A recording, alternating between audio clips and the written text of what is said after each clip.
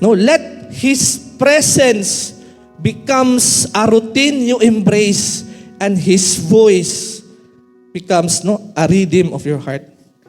Kana bitong ang presensya ni Lord ba himuon nimong routine. O kanang voice ni Lord, kanang imong voice ni Lord, mo na ang pulong ni Lord, mo na ang conviction ni Lord. I do believe kita lahi-lahi mo itag mga struggles, lahi-lahi mo itag ginaagian sa matag adlaw nato. And I believe that His presence is enough for you to find strength sa panahon na problemado kay ka. Amen?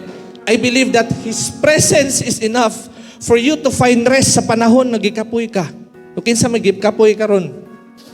Amen? I believe His presence is enough for you to find peace sa panahon na grabe jud kay ka overwhelming imong mga struggle.